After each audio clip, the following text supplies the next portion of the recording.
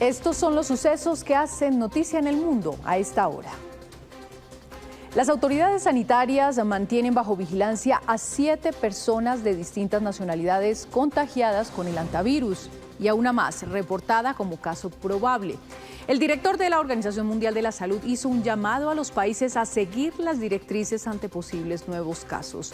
Sin embargo, dio un parte de tranquilidad sobre un brote mayor que considera poco probable. El director de la Organización Mundial de la Salud está en España haciendo frente al brote en el crucero MV Ondius. Aseguró que el trabajo no ha terminado tras la repatriación de los ocupantes y pidió a los países seguir las recomendaciones de la organización. También dio un parte alentador.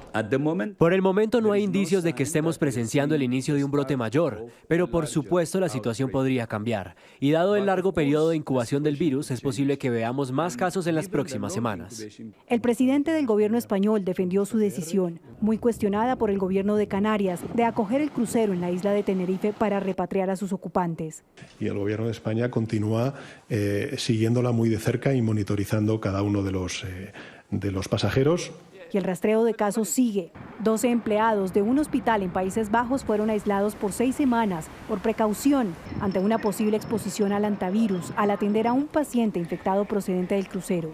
Se produjeron 2 incidentes relacionados con el manejo de muestras biológicas. Entre tanto, la discusión del manejo del virus se eleva a la esfera política en Europa. El primer ministro francés, Sébastien Lecornu, pidió una coordinación más estrecha de los protocolos sanitarios en los países de la Unión Europea para luchar contra el hantavirus y ordenó reforzar la cooperación con los países vecinos. Entre tanto, más de 20 franceses que podrían haber estado en contacto con una persona contagiada, una mujer que permanece en cuidados intensivos, están siendo contactados, sometidos a pruebas o enviados a aislamiento hospitalario. Y seguimos respondiendo preguntas sobre el hantavirus, este virus que ha concentrado la atención del mundo. ¿Cómo se diagnostica? ¿Qué tanto cambia? Doctora Fernanda. Daniela, buenas tardes. Como acabamos de ver, las autoridades que están ahí, que están haciendo el seguimiento y definiendo el manejo de la situación, dicen algo muy importante a tener en cuenta, y es que seguramente en las próximas semanas van a aparecer más casos positivos entre los pasajeros debido al contacto prolongado que tuvieron en el barco. Esa fue justamente una de las razones para desembarcar y no hacer la cuarentena ahí, ya que muchas personas están diciendo, pero ¿por qué no los dejaron en el barco? Entendiendo además que hay que tener dispuestos laboratorios, hospitales, unidades de cuidados intensivos en caso de ser necesario, y una embarcación pues no es el lugar. A continuación les explicamos más detalles sobre este virus. Autoridades sanitarias alrededor del mundo coinciden en que el riesgo de una pandemia por hantavirus es bajo, debido, entre otros, a que no es un virus nuevo, a que requiere contacto estrecho y prolongado para su transmisión. Contactos estrechos significa contacto sexual, dormir con una persona, permanecer mucho tiempo con una persona, compartir alimentos con esa persona. Y para mirar el contagio, aquí podríamos decir que si comparáramos hantavirus con varicela, por ejemplo, que es una enfermedad muy contagiosa, una persona podría contagiar a 16 personas alrededor. En hantavirus, el número reproductivo básico es de 2, cuando no se hace situación de control alguno. Precisamente al infectar a pocas personas, el virus pierde capacidad de mutar o cambiar.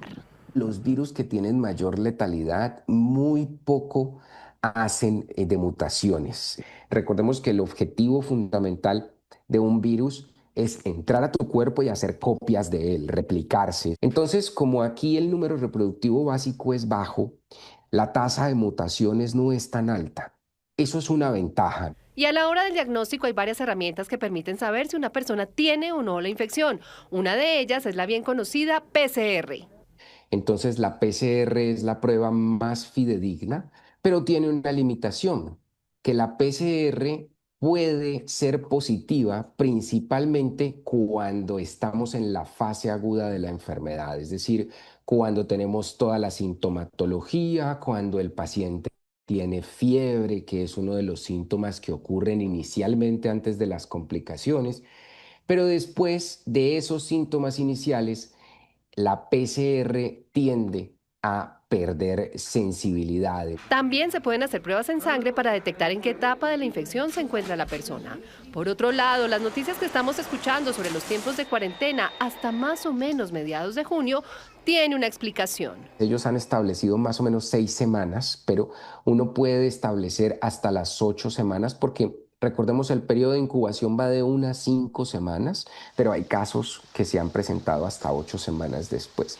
Entonces, la tarea que tienen las autoridades sanitarias es bastante grande en el sentido de establecer listado de contactos estrechos, estipular los tiempos de aislamiento, que recordemos, aunque dan una fecha, no es un tiempo de aislamiento específico para todos.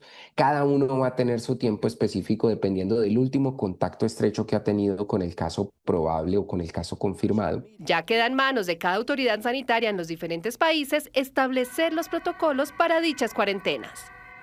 Y como hemos visto, hacen seguimiento no solo clínico, si presentan o no presentan síntomas, sino también con estas pruebas de manera regular, y así estén bien, así no tengan manifestaciones respiratorias o las pruebas de negativo, siguen en cuarentena debido precisamente a ese largo tiempo de incubación que tiene este virus.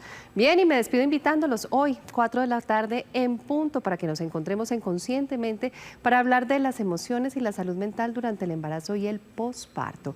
Recuerden que es en nuestra señal de YouTube de Noticias Caracol en Vivo. Los espero. Feliz tarde. Daniela, Nicolás. Gracias, doctora Fernanda.